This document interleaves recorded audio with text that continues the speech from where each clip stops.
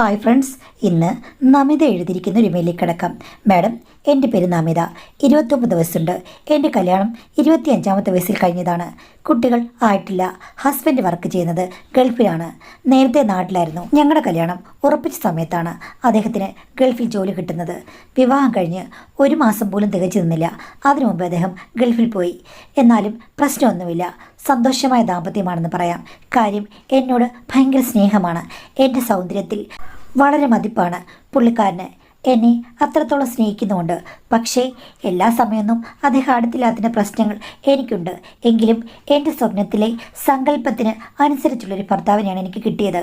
പക്ഷേ എവിടെയും വില്ലത്തിയായി വരുന്നത് അമ്മായിമ്മയാണല്ലോ. ഭർത്താവിൻ്റെ അമ്മായിമ്മ കുറച്ച് ചെറുപ്പക്കാരിയാണ്. കണ്ടാൽ 40 വയസ്സ് പോലും തോന്നുകയില്ല. പണ്ട് ബ്യൂട്ടീഷ്യനോ മറ്റോ ആയിരുന്നു. വിവാഹം കഴിഞ്ഞ ശേഷം പിന്നീട് ബ്യൂട്ടീഷ്യനൊന്നും ചെയ്തില്ലെങ്കിലും വീട്ടിലിരുന്ന് സ്വന്തം മുഖത്ത് എല്ലാ തരത്തിലുള്ള പരീക്ഷണങ്ങളും നടത്താറുണ്ട്. അതുകൊണ്ട് തന്നെ ചെറുപ്പമാണ്, സ്റ്റൈലായിട്ടാണ് നടക്കുന്നത്. അമ്മായച്ചൻ കുറച്ച് വർഷങ്ങൾക്ക് മുമ്പ് മരിച്ചു പോയതാണ്. പുള്ളിക്കാരി സ്വതന്ത്രമായി ജീവിക്കുന്ന ഒരാളാണ്. എന്നോട് ഭർത്താവ് പറഞ്ഞത്, വിവാഹം കഴിഞ്ഞ ശേഷം അമ്മ മാത്രമേ ഉള്ളൂ വീട്ടിൽ, അമ്മയെ നോക്കി നീ ഇവിടെ കഴിയണമെന്നാണ്. എനിക്കതിൽ ഒരു ബുദ്ധിമുട്ടുമില്ലായിരുന്നു. പക്ഷേ കല്യാണം കഴിഞ്ഞ് ഹസ്ബൻഡ് ഇവിടെയുള്ള സമയത്തോളം എന്നോട് നല്ല സ്നേഹമായിരുന്നു. അത് കഴിഞ്ഞപ്പോൾ പുള്ളിക്കാരുടെ ഭാവം മാറി. എന്നോട് പറഞ്ഞു, നീ തന്നെ താമസിക്കാൻ തയ്യാറായിക്കോളൂ, എനിക്ക് ഇനിയെങ്കിലും എല്ലായിടത്തും ഒന്ന് കറങ്ങണമെന്ന്.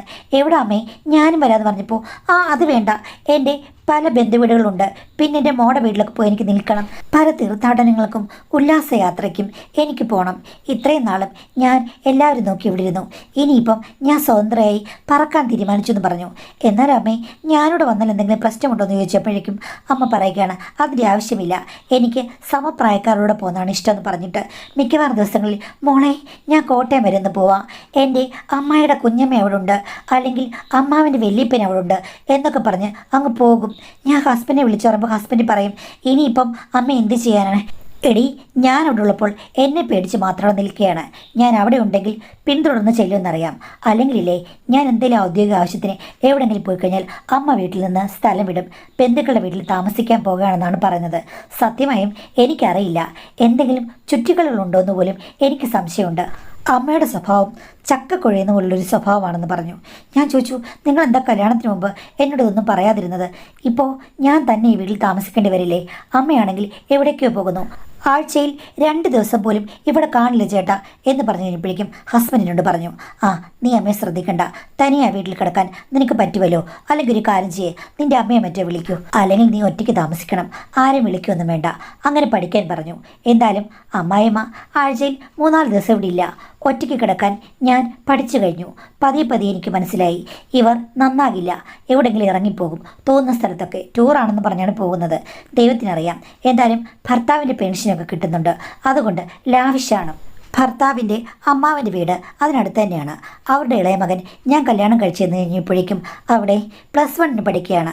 അവനായിരുന്നു എനിക്കെല്ലാം സഹായം ചെയ്തുകൊണ്ടിരുന്നത്. എൻ്റെ കൂടെ എവിടെ പോകണമെങ്കിലും കൂട്ടിന് അവൻ വരും. ഹസ്ബൻഡ് ഗൾഫിൽ നിന്ന് വരുമ്പോൾ അമ്മ കറക്റ്റായിട്ട് വീട്ടിൽ കാണും, എങ്ങും പോകില്ല. ഭർത്താവ് എന്തെങ്കിലും പറയുമ്പോഴേക്കും അത് അങ്ങോട്ടും ഇങ്ങോട്ടുമൊക്കെ നോക്കി നിന്ന് കേൾക്കും, തിരിച്ചൊന്നും പറയില്ല. ഭർത്താവ് പോയി കഴിയുമ്പോൾ ഇതുപോലെ നാട് ചുറ്റാനിറങ്ങും. ഒരു ദിവസം ഭർത്താവ് അമ്മയെ വഴക്ക് പറയുന്നതിൻ്റെ ഇടയ്ക്ക് ഞാൻ ചോദിച്ചു, അമ്മ ശരിക്കും എവിടെ പോവുകയാണ്? ഇത്രയധികം ബന്ധുക്കളൊന്നും ഇവിടെ കണ്ടിട്ടില്ലല്ലോ, ബന്ധുക്കളുടെ അടുത്ത് തന്നെയാണ് പോകുന്നത് അമ്മയ്ക്ക്, അതോ വേറെ വല്ല കണക്ഷൻസും ഉണ്ടോ എന്ന് ഞാനങ്ങ് ചോദിച്ചു. കാര്യം, എനിക്ക് നല്ല ദേഷ്യം വന്നിരിക്കുകയായിരുന്നു. അപ്പോഴേക്കും അമ്മ കലിതുള്ളി, ഉണ്ടടി, എനിക്ക് കണക്ഷനുണ്ട്, ഞാൻ നിന്നേക്കാൾ സുന്ദരിയാണ്, അപ്പോൾ എനിക്ക് കണക്ഷൻ കിട്ടും. ഇത്രയും നാളും പല ആൾക്കാർ എൻ്റെ പുറകെ നടന്നെങ്കിലും ഞാൻ അവരെ ഒന്നും മൈൻഡ് ചെയ്തില്ല. ഇനി ഞാൻ മൈൻഡ് ചെയ്യും. എൻ്റെ മരുമകൾ പറഞ്ഞു ഞാൻ ശരിയല്ലെന്ന്. അപ്പോൾ പിന്നെ എനിക്കെന്താ, കണക്ഷൻ ഉണ്ടാക്കിയാൽ എന്നൊക്കെ പറഞ്ഞ് അവളെ കിടന്ന് വഴക്കുണ്ടാക്കി.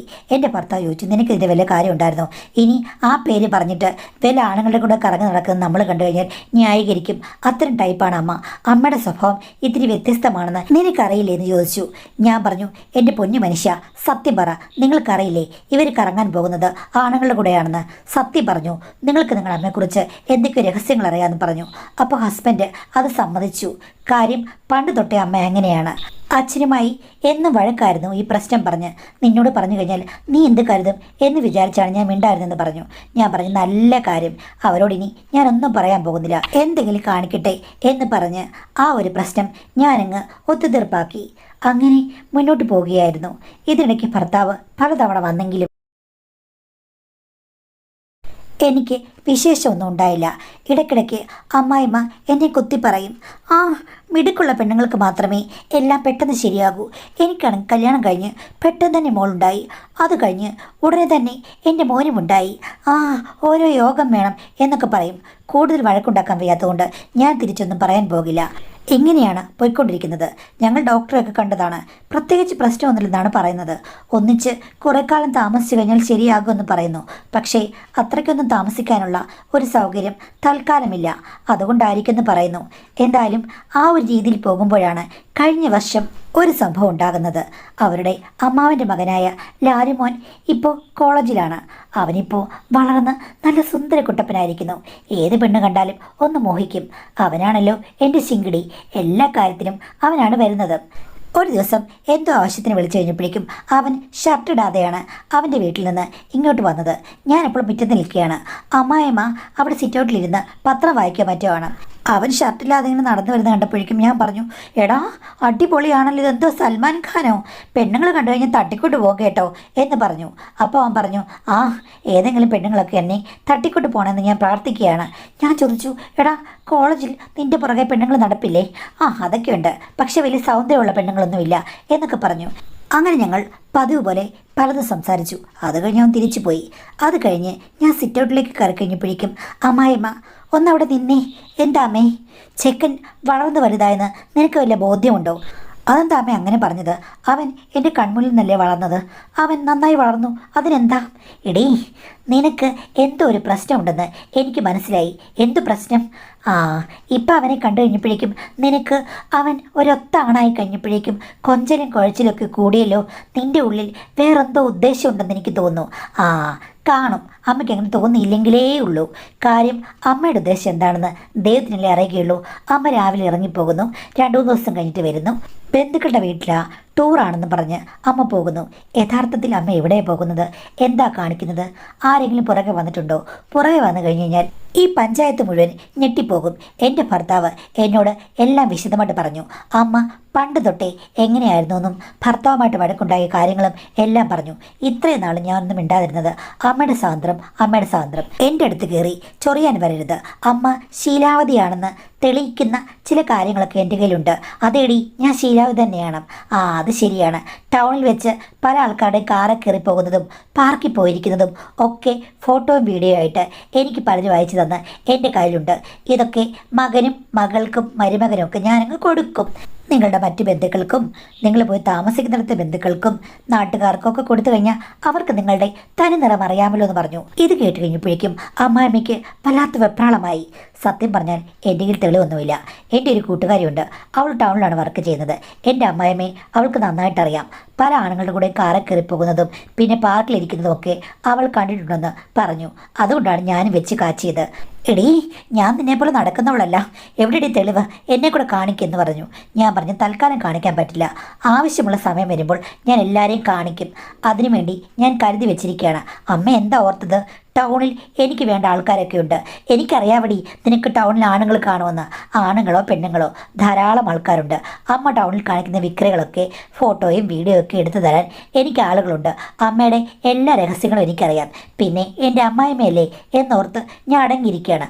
അതുകൊണ്ട് മേലിൽ ലാലു ഞാനും തമ്മിലുള്ള ബന്ധത്തെ ആവശ്യമില്ലാത്ത രീതിയിൽ കാണരുത്, പറയരുത്. എന്നെ അമ്മ ഈ ചിത്രത്തിൽ നിന്ന് ഒഴിവാക്കണം. അമ്മ എന്ത് കാര്യം വേണമെങ്കിലും ചെയ്തു, എനിക്കതിലൊരു പ്രശ്നവുമില്ല. പക്ഷേ എന്നെ ബ്ലെയിം ചെയ്തു കഴിഞ്ഞാൽ ശക്തമായിട്ട് ഞാൻ പ്രതികരിക്കും, വിത്ത് തെളിവുകളോടെ എന്ന് പറഞ്ഞു. അത് കേട്ട് കഴിഞ്ഞപ്പോഴേക്കും പെട്ടെന്ന് പുള്ളിക്കാരി ഒന്നടങ്ങി. ചുരുക്കം പറഞ്ഞു കഴിഞ്ഞാൽ ഇവർ ശരിക്കും ഇവർ വലിയൊരു കേമിയാണെന്ന് എനിക്ക് മനസ്സിലായി. ഒരു അരമണിക്കൂർ കഴിഞ്ഞപ്പോഴേക്കും ഞാൻ അടുക്കളയിൽ നിൽക്കുകയാണ്. മോളെ, നിൻ്റെ കയ്യിൽ എന്താടി ഉള്ളത്? വീഡിയോയാണോ ഫോട്ടോയാണോ? നീ എന്നെ കൂടെ കാണിക്കടി, ഞാനൊന്ന് കാണട്ടെ, സത്യസന്ധമാണോ എന്നറിയട്ടെ. ഇപ്പോഴത്തെ കാലത്ത് AI വെച്ച് എന്തൊക്കെ സാധനങ്ങളാണ് നിർമ്മിക്കുന്നത്. ഇത് AI ഒന്നുമല്ല, നല്ല അസൽ വീഡിയോ ആണ്. എന്താ? അത് അമ്മയാണെങ്കിൽ ഒരു നീല ഷർട്ടുള്ള ഒരാളുമായിട്ട് പാർക്കിലിരിക്കുന്നു. അങ്ങേര് കൈകൊണ്ട് നല്ല പോപ്പോ എന്ന് പറഞ്ഞു. സത്യം പറഞ്ഞാൽ ഞാൻ വെറുതെ പറഞ്ഞതാണ്. അങ്ങനെ ഒരു സംഭവം നടന്നു പോലും അറിയില്ല. പാർക്കിലിരിക്കുന്ന കണ്ടു നീല ഷർട്ടിട്ട ഒരാളുടെ കൂടെ എന്ന് എൻ്റെ ഫ്രണ്ട് പറഞ്ഞിരുന്നു. എന്തായാലും അത് കേട്ട് കഴിഞ്ഞപ്പോഴേക്കും അമ്മായിമ്മ, അയ്യോ, ആരാടി എടുത്തേ ആ വീഡിയോ? എനിക്ക് കാണിച്ചു താടി, എന്നിട്ടത് ഡിലീറ്റ് ചെയ്യേ. ഞാൻ പറഞ്ഞ് കാണിച്ചു തരികയില്ല, ഡിലീറ്റ് ചെയ്യണമെന്ന് ഞാൻ തീരുമാനിക്കും. എന്തായാലും തൽക്കാലം അമ്മയ്ക്ക് ആ വീഡിയോ ഒരു ഭീഷണിയല്ല. എൻ്റെ കയ്യിൽ അത് സ്വസ്ഥമായിട്ടിരുന്നോളും. പിന്നെ എന്നെ ഒരിക്കലും ദ്രോഹിക്കാൻ വരരുത്, അത്രയേ ഉള്ളൂ. അമ്മ പോയി പാർക്കിലിരിക്കുകയോ പോപ്പോ അടിക്കുകയോ ഫോൺ അടിക്കുകയോ എന്ത് വേണമെങ്കിലും ചെയ്തോ, അതൊക്കെ അമ്മയുടെ ഇഷ്ടം. അപ്പോഴേക്കും അമ്മായിമ്മ ഭാവം മാറിയിട്ട്, ഓ, നീ പറഞ്ഞതെല്ലാം കള്ളത്തരമാണ്. അദ്ദേഹത്തിൻ്റെ കൂടെ ഞാൻ പാർക്കിൽ പോയിരുന്നത് പുള്ളി എൻ്റെ ഭർത്താവിൻ്റെ കൂടെ ജോലി ചെയ്ത ആളാണ്. പാർക്കിൽ കണ്ടപ്പോൾ ഒന്ന് പോയിരുന്ന് സംസാരിച്ചു, അത്രയേ ഉള്ളൂ. എൻ്റെ പൊന്നമ്മേ, ഇവിടെയുള്ള പെണ്ണുങ്ങളൊന്നും രാവിലെ ഒരുങ്ങിക്കെട്ടി പാർക്കിലൊന്നും പോയിരിക്കാറില്ല. ഈ വീടിനടുത്തുള്ള ഏത് സ്ത്രീകളാണ് ഇങ്ങനെ പോയി പാർക്കിലൊക്കെ ഇരിക്കുന്നത്, ഇങ്ങനെ കാറിൽ കയറി നടക്കുന്നത്? ബന്ധുവീട്ടിൽ പോകുകയാണെന്ന് പറഞ്ഞ് ഇതിന് മാത്രം ബന്ധുക്കൾ അമ്മയ്ക്ക് എവിടുന്നാന്ന് ഞാൻ നേരത്തെ ചോദിച്ചിട്ടുണ്ട് എന്ന് പറഞ്ഞു. അപ്പോൾ അമ്മായിമ്മ ഒന്നും മിണ്ടിയില്ല. സത്യം പറഞ്ഞാൽ അമ്മ എല്ലാ കഥകളും എന്നോട് പറഞ്ഞു കഴിഞ്ഞാൽ ഞാൻ അതിന് സപ്പോർട്ട് ചെയ്യും. അല്ലെന്നുണ്ടെങ്കിൽ അമ്മ എന്നെ വെല്ലുവിളിക്കരുത്. വെല്ലുവിളിച്ചു കഴിഞ്ഞാൽ ചിലപ്പോൾ എല്ലാ തെളിവുകളും ശേഖരിച്ച് ഞാൻ എല്ലാവർക്കും കൊടുക്കും. ഇപ്പം തന്നെ തെളിവുകളുണ്ടേ എന്ന് ഞാൻ പറഞ്ഞു. അപ്പം അമ്മായിമ്മ വന്ന് എൻ്റെ ദേഹത്തെ പിടിച്ചിട്ട് പറയുകയാണ്, ജീവിതത്തിൽ ആദ്യം നടക്കുന്ന സംഭവമാണ്. എടി മോളെ, നീയാണെങ്കിൽ അതൊന്നും ആർക്കും കൊടുക്കരുത്. എനിക്ക് ശരിക്കും പറഞ്ഞു കഴിഞ്ഞാൽ ചെറിയൊരു അസുഖമുണ്ട്. ഞാൻ ചോദിച്ചു, എന്താ അസുഖം? അത് പിന്നെ എനിക്ക് 2-3 ദിവസം മാത്രമേ അടങ്ങിയിരിക്കാൻ പറ്റുകയുള്ളൂ. അത് കഴിയുമ്പോഴേക്കും എനിക്ക് പ്രകൃതി സ്വഭാവം അങ്ങിളകും. ഞാൻ ചോദിച്ചു, അതെന്ത് പ്രകൃതി സ്വഭാവമാണ്? എനിക്ക് എപ്പോഴും എൻ്റെ കൂടെ ആരെങ്കിലും വേണം, ഒരു 3-4 മണിക്കൂറെങ്കിലും റിലാക്സ് ആകണം. ഭർത്താവ് മരിച്ചെന്ന് പറഞ്ഞ് എങ്ങനെയാണ് ഞാൻ വീട്ടിലിരിക്കുക? എന്നെക്കൊണ്ട് ഒരിക്കലും കൺട്രോൾ ചെയ്യാൻ പറ്റാത്തൊരു കാര്യമാണ്. എൻ്റെ ഭർത്താവ് ഉള്ളപ്പോൾ ആദ്യകാലത്തിൽ പ്രശ്നമില്ലായിരുന്നു. 2 കുട്ടികളായ ശേഷം മനഃപൂർവ്വം അയാളെന്നെ അവോയ്ഡ് ചെയ്ത പോലെ എനിക്ക് തോന്നി. പക്ഷേ എനിക്കൊരിക്കലും അടങ്ങിയിരിക്കാനും പറ്റില്ല. ആഗ്രഹങ്ങൾ അലയടിക്കുകയാണ്. ഭർത്താവിനോട് പലവട്ടം പറഞ്ഞു. അത് കഴിഞ്ഞപ്പോൾ ഞാൻ പറഞ്ഞു, ഇങ്ങനെയാണെങ്കിൽ പുറത്തുള്ള വഴിയിലേക്ക് ഞാൻ പോകേണ്ടി വരുമെന്ന്, നീ പോയി നോക്ക് എന്നൊക്കെ പറഞ്ഞ് എന്നെ വെല്ലുവിളിച്ചു. സത്യം പറയാം മോളെ, ഞാൻ പുറത്തിറങ്ങിയപ്പോൾ വിശാലമായ ലോകം എനിക്ക് കിട്ടി. ഇഷ്ടം പോലെ ഫ്രണ്ട്സ്, ഒരു പ്രശ്നവുമില്ല. എൻ്റെ കാര്യങ്ങൾ എൻ്റെ ഇഷ്ടത്തിന് നടന്നുകൊണ്ടിരുന്നു. ആദ്യമൊന്നും ഭർത്താവ് അറിഞ്ഞില്ല. ഞാൻ ഇതേപോലെ തന്നെ എന്തെങ്കിലും സാധനങ്ങളൊക്കെ വാങ്ങിക്കാൻ പോകാമെന്ന് പറഞ്ഞ് പോവുകയാണ്. പുള്ളി രാവിലെ ഡ്യൂട്ടിക്ക് അങ്ങ് പോകുമല്ലോ. അങ്ങനെയാണ് ഞാൻ ഈ ഫീൽഡിലേക്ക് ഇറങ്ങിയത്. കാശൊന്നും മോഹിച്ചല്ല. എനിക്ക് ചില ആളുകളെ കാണുമ്പോഴേക്കും അട്രാക്ഷനുണ്ട്. അതുമാത്രമല്ല, അവരെ പെട്ടെന്ന് തന്നെ എൻ്റെ സ്വന്തമാക്കണം എന്നെനിക്ക് തോന്നും. പിന്നെ എനിക്ക് അവരോട് കുറേ നാളത്തേക്ക് ഭയങ്കര അടുപ്പമാണ്. അത് കഴിയുമ്പോഴേക്കും അവർ വേണ്ട എന്നുള്ള മട്ടിലാകും. അങ്ങനെ വേണ്ടാന്ന് തോന്നിക്കഴിഞ്ഞാൽ പിന്നെ അവരോട് സൗഹൃദമില്ല. അടുത്ത ഒരു ജില്ലയിലേക്ക് ഞാൻ ചേക്കേറും. ഇതാണ് എൻ്റെ രോഗം. ഇത് രോഗമല്ല, വലിയ വലിയ രോഗങ്ങൾ വരാനുള്ള വഴിയാണ്. നീ എന്തൊക്കെ പറഞ്ഞാലും എനിക്ക് അടങ്ങിയിരിക്കാൻ പറ്റില്ല. കാര്യം, ഒരു 3 ദിവസം 2 ദിവസമൊക്കെ വേണമെങ്കിൽ ഞാൻ വീട്ടിൽ അടങ്ങിയിരിക്കാം. അത് കഴിയുമ്പോഴേക്കും എനിക്ക് വല്ലാത്ത തലവേദന എടുക്കും. എൻ്റെ അമ്മയെ ആദ്യമായിട്ട് കേൾക്കുകയാണ് ഇതൊന്നും നടന്നില്ലെങ്കിൽ തലവേദന എടുക്കുമെന്നും. സത്യമടി, എനിക്ക് തല രണ്ടും അങ്ങ് പൊട്ടിപ്പൊളക്കുന്ന പോലെ തോന്നും. അമ്മയ്ക്ക് ശരിക്കും രോഗമുണ്ടെന്ന് എനിക്കിപ്പോൾ തോന്നുന്നു. വല്ല മനഃശാസ്ത്രജ്ഞനെയോ ന്യൂറോളജിസ്റ്റിനെയൊക്കെ കണ്ട് അമ്മ ചികിത്സിക്കണം. അതൊക്കെ ഞാൻ കണ്ടതാണ്. അപ്പോൾ അവർ പറഞ്ഞു അങ്ങ് നിയന്ത്രിച്ചാൽ മതിയെന്നും. അവരുടെ മരുന്ന് കൊണ്ടൊന്നും എനിക്ക് നിയന്ത്രണമൊന്നും ആയില്ല. എനിക്കിതൊന്നും കൺട്രോൾ ചെയ്യാൻ പറ്റുമെന്ന് തോന്നുന്നില്ല. അമ്മ ഇറങ്ങിപ്പോവുകയാണ്. ഇപ്പോൾ 2-3 ദിവസം കഴിഞ്ഞിട്ടാണ് വരുന്നത്. അങ്ങനെയൊക്കെ ഉള്ളപ്പോൾ ആരാണ് ഇങ്ങനെ സ്വീകരിക്കുന്നത്? അത് പിന്നെ ഞങ്ങൾക്ക് വാട്സാപ്പും വേറെ ഗ്രൂപ്പുകളൊക്കെ ഉണ്ട് മോളെ. അതിൽ എന്നെ ഇഷ്ടപ്പെടുന്ന പല ആൾക്കാരുമുണ്ട്. അവർ സ്പോൺസർ ചെയ്യും. ഞങ്ങൾ റിസോർട്ട്സിലും പിന്നെ പല വിനോദസഞ്ചാര കേന്ദ്രങ്ങളുമാണ് താമസിക്കുന്നത്. അത് ഇത്തിരി എൽഡറായിട്ടുള്ള ആൾക്കാരാണ്. ഒരു പ്രശ്നവുമില്ല. പിന്നെ കോളേജ് പിള്ളേരൊക്കെ ആണെന്നുണ്ടെങ്കിൽ ഞാൻ രാവിലെ പോയിട്ട് വൈകിട്ട് വരും. എൻ്റെ അമ്മ വിചിത്ര ഒരു സ്ത്രീ തന്നെ. ഇതിപ്പം എത്രയായി എന്ന് ചോദിച്ചു കഴിഞ്ഞപ്പോഴേക്കും അമ്മായിമ്മ പറഞ്ഞു, ആർക്കറിയാം, ഒരു പുസ്തകത്തിൽ എത്ര വരികളുണ്ടെന്ന് ചോദിച്ചു കഴിഞ്ഞാൽ നിനക്ക് പറയാൻ പറ്റുമോ എന്ന് പറഞ്ഞ പോലെ എൻ്റെ പൊന്നു മോളെ, താളുകളിങ്ങനെ മറിഞ്ഞുകൊണ്ടിരിക്കുകയാണ്. വായിച്ചിട്ടും തീരുന്നില്ല. തീരുമെന്നും എനിക്ക് തോന്നുന്നില്ല മോളെ. അതുപോലെയാണ് എൻ്റെ പ്രശ്നം. അപ്പാമ്മയ്ക്കിത് പ്രശ്നമാണെന്നറിയാം. എടി, പ്രശ്നമാണേലും ഇതിന് ട്രീറ്റ്മെൻ്റ് ഒന്നുമില്ല. ഞാൻ കുറേ ഡോക്ടർമാരെ കണ്ടതാണ്. ഡോക്ടർമാർ പറഞ്ഞു സ്വയം നിയന്ത്രിക്ക്, കൗൺസിലിങ്ങിന് പോകുന്നൊക്കെ. അതൊക്കെ കുടം കമഴ്ത്തി വെച്ച് വെള്ളം ഒഴിക്കുന്ന പോലെ ഉള്ളൂ. എൻ്റെ ആവശ്യമൊന്നും ഇതുവരെ പോയിട്ടില്ല. ഞാൻ ഇങ്ങനെയൊക്കെ തന്നെയാണ്. പിന്നെ അവരെ വിളിച്ചോണ്ട് വീട്ടിലേക്ക് വരാൻ പറ്റുമോ? പിന്നെ നിന്നോട് ഞാനിപ്പോൾ എല്ലാം അങ്ങ് തുറന്നു പറഞ്ഞു. എന്തോ വീഡിയോ നിൻ്റെ കയ്യിലുണ്ടെന്ന്. ശരിയായിരിക്കും, പബ്ലിക് പ്ലേസ് അല്ലേ, അവിടെ പോയാലും എനിക്ക് അടക്കം ഒതുക്കൊന്നുമില്ലടി. ശരി, ഇപ്പോഴത്തെ കാലത്ത് വീഡിയോ എന്ത് വേണേലും വരാം, എടുക്കാം. നീ പറഞ്ഞപ്പോഴാണ് ഞാൻ അതൊക്കെ ആലോചിച്ചത്. ആളുകളെ കാണുമ്പോഴേക്കും ഞാൻ പരിസരം അങ്ങ് മറക്കും മോളെ. എന്ത് ചെയ്യാനാ എന്ന് പറഞ്ഞു. ഇതൊക്കെ കേട്ട് കഴിഞ്ഞപ്പോഴേക്കും ഇത്രയും വർഷം അവരോടുണ്ടായിരുന്ന വിരോധം എനിക്കങ്ങ് പോയി മാഡം. പാവം തോന്നി. ഇത്തരം സൂക്കേടൊക്കെ പെണ്ണുങ്ങൾക്ക് ഉണ്ടെന്ന് പറഞ്ഞു കഴിഞ്ഞാൽ അധികം ആൾക്കാർ വിശ്വസിക്കില്ല. ആണുങ്ങൾക്കുണ്ടെന്ന് പറഞ്ഞാൽ എല്ലാവരും വിശ്വസിക്കുകയും ചെയ്യും. പക്ഷേ സ്ത്രീകൾക്കുമുണ്ട് എന്ന് പറഞ്ഞത് സത്യമാണെന്ന് എനിക്ക് മനസ്സിലായി. എന്തായാലും ഈ ഒരു സംഭവത്തോടു കൂടി ശരിക്കും അമ്മായിമ്മയും ഞാനും കൂടെ ഇത്രയും വർഷത്തെ മഞ്ഞുകളെല്ലാം ഒരുകി ഒന്നായി. അമ്മായിമ്മ എന്നോട് പറഞ്ഞു, എടി, ഇത്രയും കാര്യങ്ങളൊക്കെ നിനക്കറിയാം. അപ്പം ഞാൻ നിന്നോടൊരു കാര്യം ചോദിച്ചോട്ടെ? എന്താമേ, എന്നും ഇങ്ങനെ ഇറങ്ങിപ്പോയി പലരുടെയും കൂടെ പല ദിവസങ്ങളും കറങ്ങി നടക്കുന്നു. അതും എനിക്ക് പേരുദോഷം ഉണ്ടാക്കുന്നു എനിക്ക് നന്നായിട്ടറിയാം. എന്നും ഇങ്ങനെ കറങ്ങാൻ എനിക്ക് ആഗ്രഹമില്ല. പിന്നെ ഈ വീട്ടിലേക്ക് ആരും വരാൻ പറ്റില്ലല്ലോ, അങ്ങനൊരു സിറ്റുവേഷൻ ഇല്ലല്ലോ. അതുകൊണ്ടാണ് കേട്ടോ. അല്ലായിരുന്നെങ്കിൽ ഞാൻ അധികം എങ്ങും പോകില്ലായിരുന്നു. ഞാൻ തനിച്ചായിരുന്നെങ്കിൽ എൻ്റെ ഫ്രണ്ട്സൊക്കെ ഇങ്ങോട്ട് വന്നേനി. ഇപ്പം നീയുണ്ട്, അല്ലെങ്കിൽ എൻ്റെ മോനുണ്ട്. അപ്പം ഇങ്ങോട്ട് വരാൻ പറ്റില്ലല്ലോ. എന്തായാലും ഞാൻ നിന്നോട് എല്ലാം തുറന്നു പറഞ്ഞു. നീ ഒന്ന് മനസ്സ് വെച്ച് കഴിഞ്ഞാൽ അമ്മ എപ്പോഴും ഇവിടെ കാണുമെന്ന് പറഞ്ഞു. അതെന്താ അമ്മ അങ്ങനെ പറഞ്ഞത്? എടി, ആൾക്കാർ വരുമ്പോൾ നീ അങ്ങ് കണ്ണടച്ചാൽ മതി. അവരാരും നിന്നെ ശല്യം ചെയ്യാൻ വരില്ല, നാട്ടുകാർ പറയില്ല. നീ പിന്നെ മുകളിലാണല്ലോ കിടക്കുന്ന മോളെ, നിനക്കൊരു ശല്യവുമില്ല എന്ന് പറഞ്ഞു. അമ്മ എന്തായി പറയുന്നത്? ഇങ്ങനെ ജാഥ പോലെ ആൾക്കാർ വീട്ടിലേക്ക് വന്നു കഴിഞ്ഞാൽ പ്രശ്നമാകില്ലേ എന്ന് ചോദിച്ചു. അങ്ങനെ ജാഥ ഒന്നും വരുന്നില്ലടി. നമുക്കിഷ്ടമുള്ള ആൾക്കാർ ഇടയ്ക്ക് വരും. അതിന് നീ ഒന്ന് സപ്പോർട്ട് ചെയ്ത് കഴിഞ്ഞാൽ ഒരു പ്രശ്നവുമില്ല. അല്ലെങ്കിൽ ഈ പറഞ്ഞ പോലെ എനിക്ക് കറങ്ങാൻ പോകേണ്ടി വരും. അപ്പോൾ നീയും നിൻ്റെ കെട്ടിയവനുമൊക്കെ എന്നെ കുറ്റം പറയരുത്. അല്ലമ്മേ, സത്യം പറഞ്ഞാൽ അമ്മ പോകുന്നതിനെ ആരെ എതിർത്തത്? അമ്മയുടെ വഴിക്ക് പോകുന്നു. ഇതിപ്പം നമ്മൾ രണ്ടുപേരും കൂടെ പറയാൻ കാര്യം എന്താണ്? ലാലു വന്നു കഴിഞ്ഞപ്പോഴേക്കും അമ്മ ഓരോ കാര്യങ്ങൾ പറഞ്ഞുകൊണ്ടല്ലേ. എടി, ആ ചെക്കൻ വന്നു കഴിഞ്ഞപ്പോഴേക്കും നീ അവനെ അടിപിടി നോക്കുന്നത് ഞാൻ കണ്ടു. നോക്കിക്കഴിഞ്ഞപ്പോഴേക്കും എൻ്റെ ഒരു മനോഭാവം നിനക്ക് ഉണ്ടോയെന്ന് ഞാൻ ആലോചിച്ചു പോയി.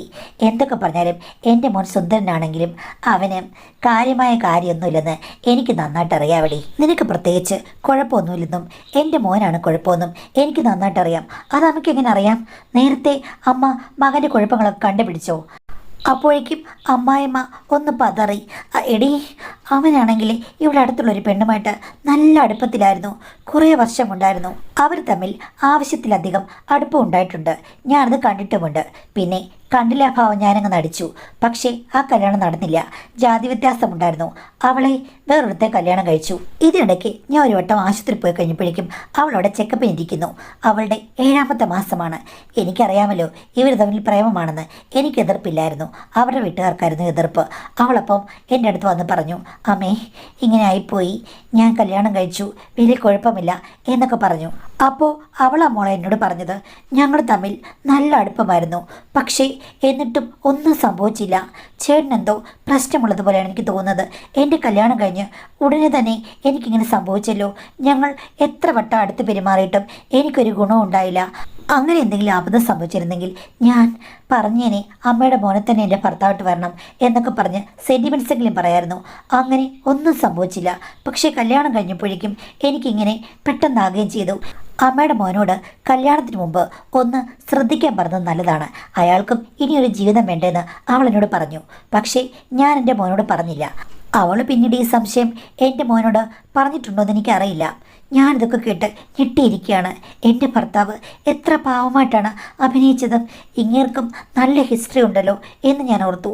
ഇവിടെ ശരിക്കും ഭൂലോകം മണ്ടിയായിപ്പോയത് ഞാനാണ്. അതിനമ്മേ, ഞങ്ങൾ ഹോസ്പിറ്റലിൽ പോയി കഴിഞ്ഞപ്പോഴേക്കും എല്ലാം നോർമലാണെന്നല്ലേ പറഞ്ഞത്? ആ, നല്ല കാര്യമായി.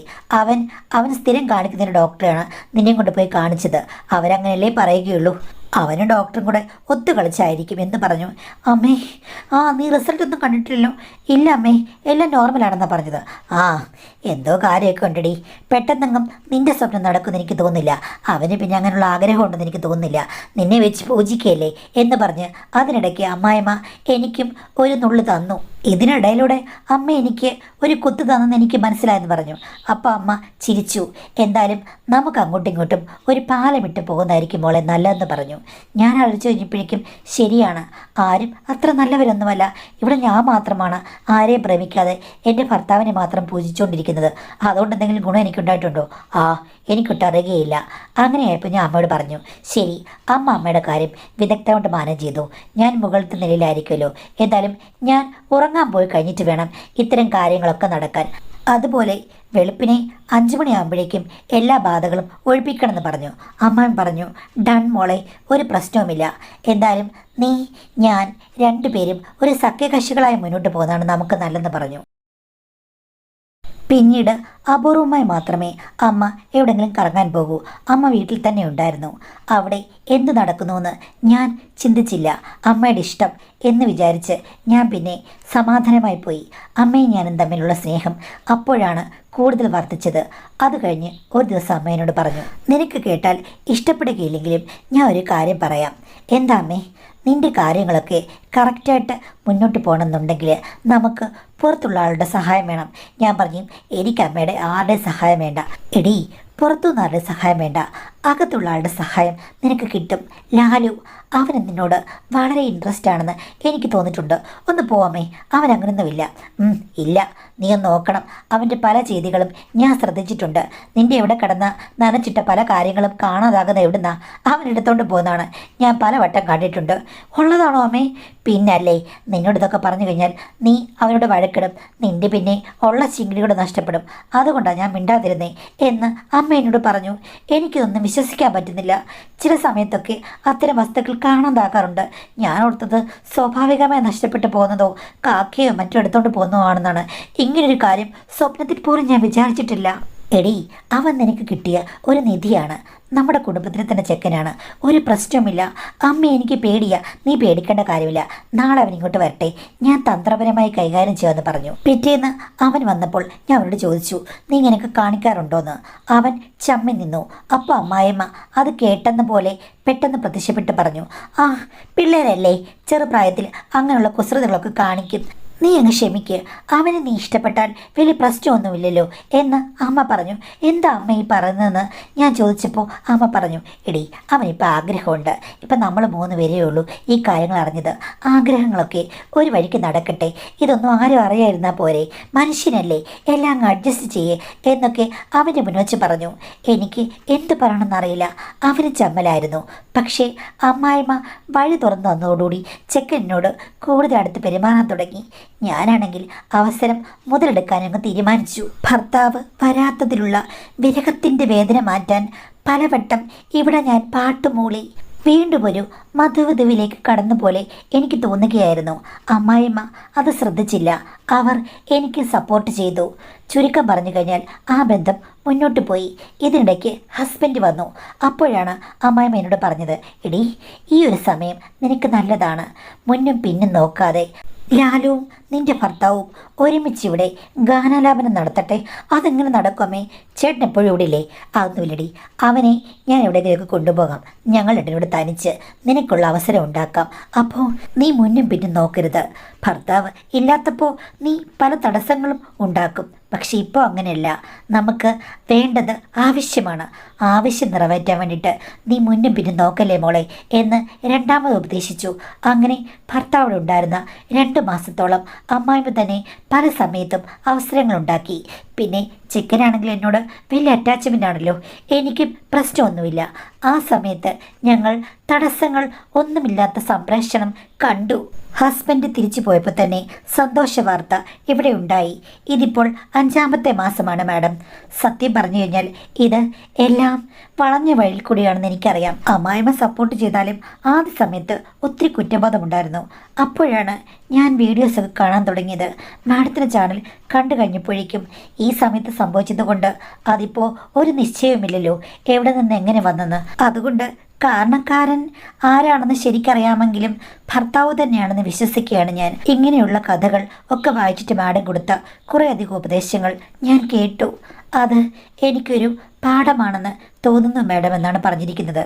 അതൊക്കെ ശരിയായിരിക്കാം, പക്ഷേ ഇത്തരം ചെയ്തികളെ ഒരിക്കലും ന്യായീകരിക്കാൻ പറ്റില്ല. പിന്നെ വന്നു കഴിഞ്ഞു കഴിഞ്ഞാൽ അത് ഏതെങ്കിലും രീതിയിൽ വളഞ്ഞ വഴിയിലാണെങ്കിലും ബുദ്ധിപൂർവ്വം മാനേജ് ചെയ്യുക എന്നുള്ള രീതിയിലായിരിക്കും ഇത്തരം കഥകളൊക്കെ വായിക്കുമ്പോൾ ഞാൻ മറുപടി പറഞ്ഞല്ലോ. അത് ആരും അനുകരിക്കാൻ വേണ്ടിയിട്ടല്ല. ഇതൊന്നും ഒരു നല്ല സ്വഭാവമാണെന്നോ നല്ലൊരു കഥയാണെന്നോ കൂടി എനിക്ക് അഭിപ്രായമില്ല.